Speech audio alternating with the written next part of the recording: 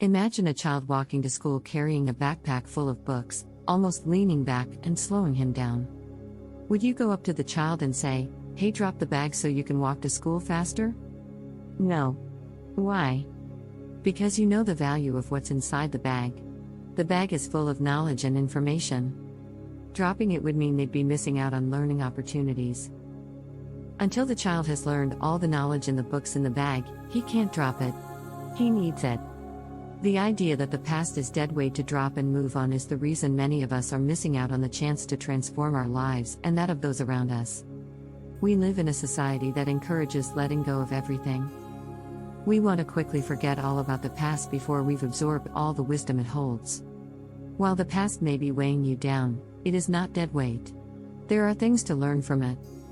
The past teaches you valuable lessons that can make you a better person and prevent you from repeating the same mistakes.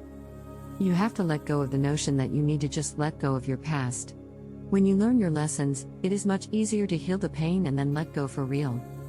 Committing to learning the lessons and healing the past is 80% of the work, because the moment you say you're ready to heal and you say it with a powerful intention, you are healing and letting go. Trying to jump straight into the letting go process is not authentic.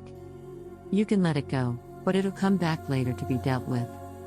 Until you've understood what the past has to teach you, you can't just let it go. If you let the past go without healing it, you'll have to go back to it. The stone in a slingshot has to go far back in order to go far. If you want to get catapulted in life, you might have to look back on the past and take all the lessons you left behind.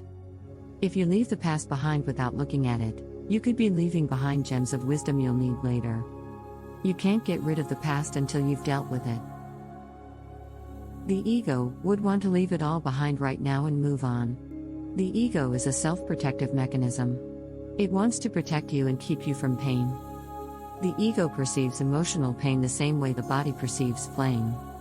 When you approach a flame and put your hand on it, what happens? It recoils. This is a natural protective instinct. The ego sees emotional pain and trauma in the same way.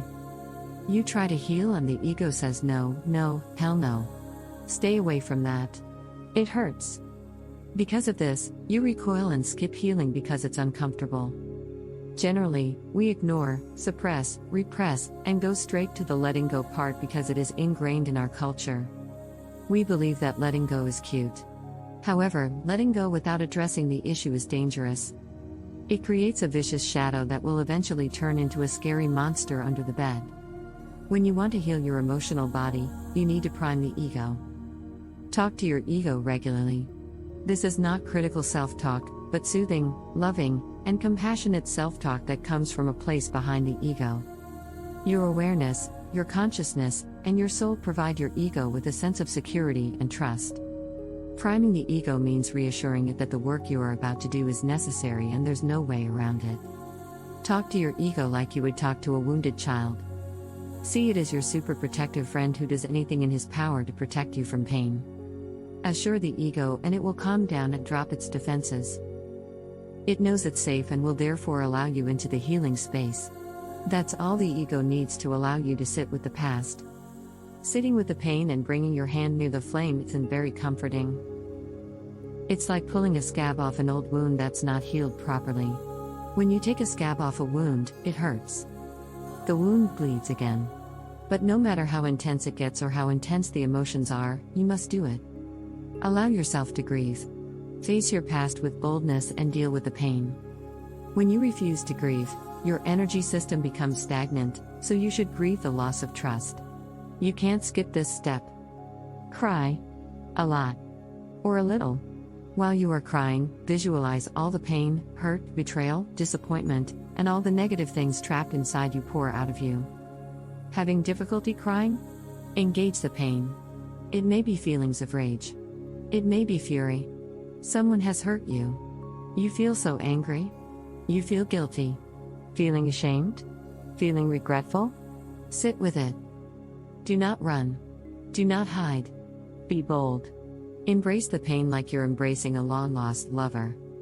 Whether it's sadness or loneliness, you've got to embrace it.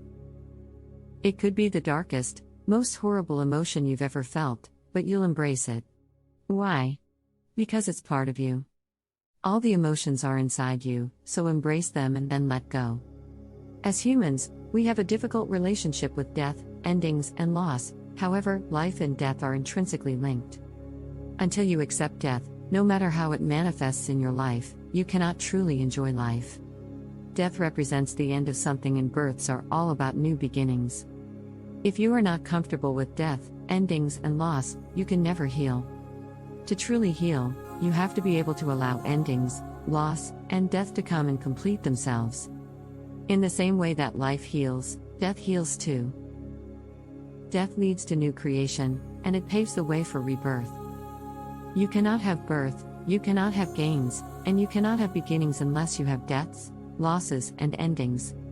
But how can anyone have a good relationship with death? Nature offers us the most beautiful examples of how to live in harmony with life and death.